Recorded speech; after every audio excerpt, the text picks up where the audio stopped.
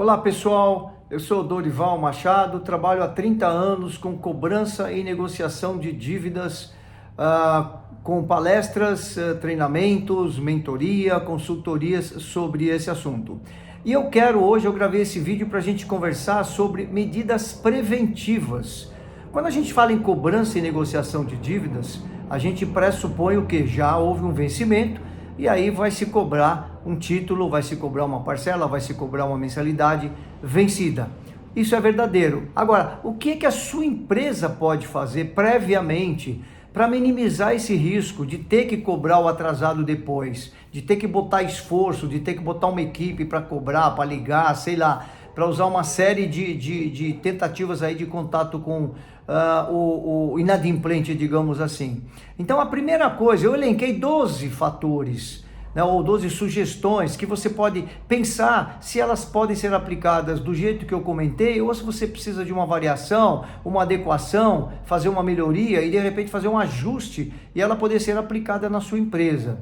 Então vamos lá, número 1, a venda. A venda bem feita. Para mim, uma medida preventiva é a venda bem feita. Quando a venda não é bem feita, potencializa o risco da inadimplência. E o que é uma venda mal feita? Por exemplo, é uma venda que não ficou claro para o cliente o produto, o tamanho, o peso, a altura, de repente um preenchimento errado de um pedido. Então, venda bem feita é aquilo que fica claro para o cliente o que ele está comprando, claro quais são as responsabilidades dele, quando é que ele tem que pagar, de que maneira, se vai haver um contrato, ok, vamos fazer um contrato e no contrato isso vai ficar claro. Mas pensem nisso, a venda bem feita, ela minimiza o risco.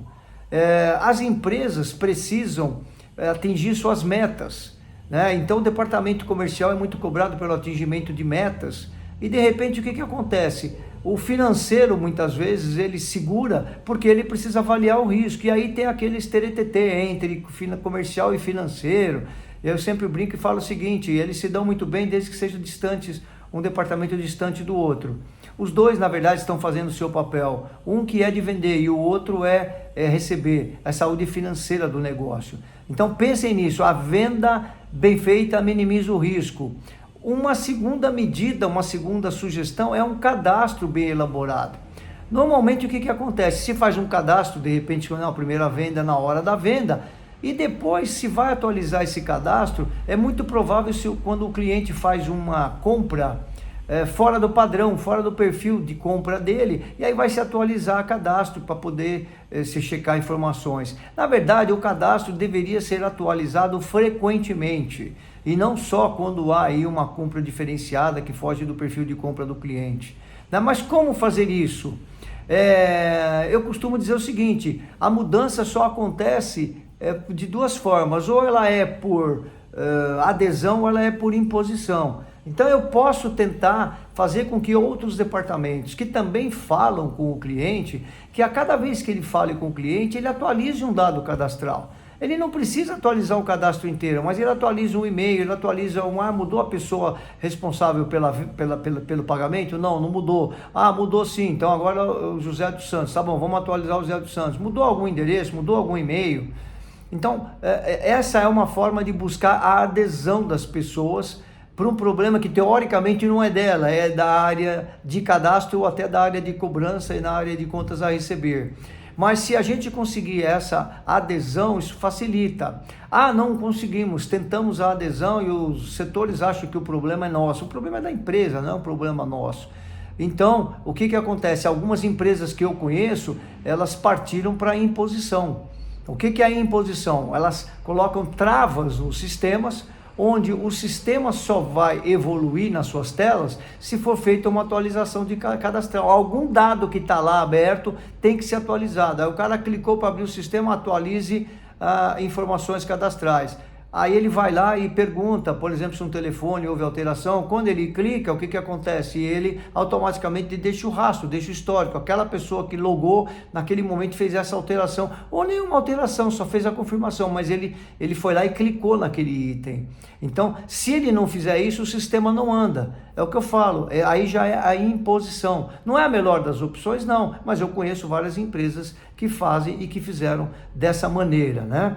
O terceiro ponto é uma análise rigorosa do crédito, da concessão de crédito. Hoje existem ferramentas online, coisas que facilitam muito a concessão de crédito.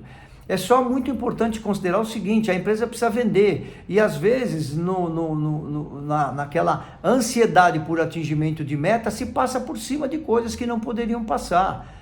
Então é muito importante analisar, é muito importante que a empresa crie mecanismos para analisar qual é o risco de crédito, né? De conceder esse crédito para aquela empresa ou até para aquela pessoa física. Né? O quarto aspecto, quarta medida, quarta sugestão, como vocês queiram chamar, é um contrato claro entre as partes e detalhado, que deixe muito transparente quais são as responsabilidades, o que vai acontecer caso não haja o pagamento dentro do prazo, qual é o juro que será cobrado, qual é a multa que será cobrada, se vai haver atualização monetária desse valor por conta da inadimplência.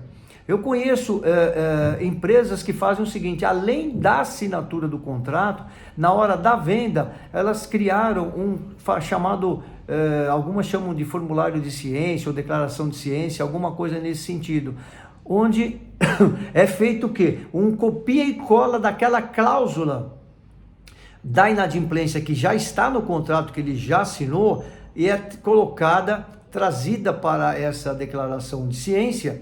E a pessoa destaca e diz: olha, o que pode acontecer, gostaria que você desse aqui uma lidinha nessas decorrências do não pagamento. E aí a pessoa faz lá uma assinaturinha, uma rúbrica que fica juntamente com a papelada. É uma forma de sensibilização das pessoas para aquilo que ela está se comprometendo a fazer para o pagamento dentro do prazo, né? Um outro aspecto, é o aspecto número 5, é a cobrança prévia. Então, eu tenho até outros vídeos e outros artigos que eu escrevi que eu falo assim: cobre até mesmo antes de vencer. É claro que você não vai cobrar antes de vencer, até porque não pode cobrar antes de vencer, mas você pode mandar um lembrete antes de vencer. Né? Você pode criar na sua régua de cobrança. O que é uma régua de cobrança, para quem não sabe? Quais são as medidas que serão adotadas e em que tempos elas vão acontecer. Então, de repente, eu parto do dia do vencimento para trás, tipo 10 dias antes eu mando um lembrete. Esse lembrete pode ser um e-mail, pode ser um SMS, pode ser uma mensagem pelo WhatsApp, enfim, para que a pessoa se recorde de que daqui a 10 dias vai vencer, daqui a 5 dias vai vencer. Isso depende muito do posicionamento que a empresa decida utilizar na sua política de cobrança. Se for um posicionamento mais racional, mais incisivo, possivelmente ela faça 2, 3 lembretes antes do vencimento. Se for um posicionamento, porque considerando o perfil dos seus clientes, eles não têm um perfil que exija esse tipo de coisa, eu mando um lembrete, eu mando 2 lembretes, né? Quero salientar o seguinte: de repente, para quem paga antecipado, tem um desconto. Então, esse desconto é o motivo que pode ser utilizado para enviar um lembrete, tipo: não perca o desconto, até o dia tal, que é o dia do pagamento, você tem o desconto. A partir daí, você perde o desconto e vai pagar uma multa por não pagamento. Então, só precisa tomar cuidado com a quantidade de lembretes, essa frequência de lembretes, né? Por exemplo, as imobiliárias que cobram aluguéis, né? Eu tenho visto várias delas que usam uma prática assim: elas mandam 6, 7 lembretes antes do... O cara acabou de pagar, digamos que o vencimento seja dia 15, ele acabou de pagar um aluguel, no dia 20 ele já recebe o primeiro lembrete: daqui a 25 dias vai vencer o seu aluguel, daqui a 20 vai vencer o seu aluguel, daqui a 15 vai vencer o seu aluguel. Para alguns isso não é uma chateação, não chega a perturbar. Para outros é um exagero, né? Então precisamos pensar nisso. Agora, existem clientes que esquecem, simplesmente esquecem. Então, o lembrete é uma forma de lembrar, né? O lembrete é uma forma de lembrar, dele não esquecer. É importante também você avaliar o comportamento do seu tipo de público, do seu público. Porque, por exemplo, eu conheço empresas em alguns locais do Brasil que tentaram essa prática dos lembretes prévios e os clientes acharam ruim, né? E eu perguntei até para o diretor, mas um cliente achou ruim, 2 clientes acharam ruim? Não, vários clientes acharam ruim. Então, eu falei, bom, então vamos mudar essa prática, porque isso pode trazer mais problemas com o cliente do que benefícios, né? Então, precisamos pensar nisso também, mas não deixa de ser uma alternativa que a sua empresa precisa avaliar. Número 6, uma outra sugestão, e eu já vi isso aplicado, ajudei a aplicar em algumas empresas, nas minhas consultorias, é um programa de pontuação, é tipo um programa de fidelidade, é uma cópia do programa Fidelidade das companhias aéreas aí. Então, você pode criar bônus, você pode criar pontuação para quem paga dentro do prazo. Então, por exemplo, o cliente paga no vencimento, ele tem lá 10 pontos de bônus. Quando ele atingir 110 pontos de bônus, 100 pontos de bônus, 90 pontos de bônus, ele tem alguma concessão que ele não teria normalmente. Então, passa a ser um benefício para ele, um incentivo à adimplência, né? Então, podemos, por exemplo, empresas que têm pagamentos recorrentes, todo mês o cliente paga lá uma parcela, uma mensalidade, enfim, um carnê, porque é um financiamento, alguma coisa nesse sentido, né? Então, o fato dele pagar tudo dentro do prazo e atingir um determinado número de pontos, por exemplo, eles são 12, ele pagou as 12 bonitinho dentro do prazo, ele na 13ª, numa renovação, ele tem 20% de valor de desconto na primeira parcela. Então, é uma forma de você incentivar o pagamento até o vencimento, né? Um outro ponto, número 7, é uma política de negociação flexível. Eu costumo dizer o seguinte, muitas vezes a empresa, ela quer ser radical, né? Agora eu já estou falando de depois que venceu, mas tem que pensar nisso. Ela quer ser radical e eu sempre falo, às vezes querer receber tudo significa não receber nada. Então, temos que criar flexibilidade na negociação. O que é negociação? Por definição, negociação por definição é você sair de pontos antagônicos e chegar a um ponto que seja comum, que seja possível para um pagar e aceitável para o outro receber. Existe dentro da retórica da comunicação, das técnicas de negociação, né? A gente até utiliza, ou muita gente utiliza aquele negócio de, vamos achar uma alternativa ganha-ganha, uma alternativa que você ganha, que a gente ganha. Na verdade, gente, para mim, para o credor nunca é ganha-ganha. Mas Dorival, ele pagou. Beleza, ele pagou e pagou corrigido, pagou multa, pagou juros. Se a gente aplicasse o dinheiro no mercado financeiro, receberia menos do que isso. Então, valeu a pena?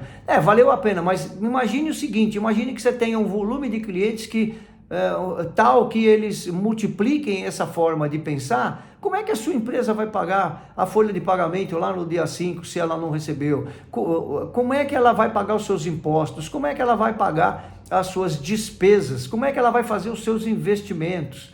Então, para mim, o pagamento fora do prazo não é mais a negociação para o pagamento fora do prazo, não é mais uma negociação ganha-ganha. Essa é a minha percepção. Ela é tipo assim, ganha para um e menos perde do outro.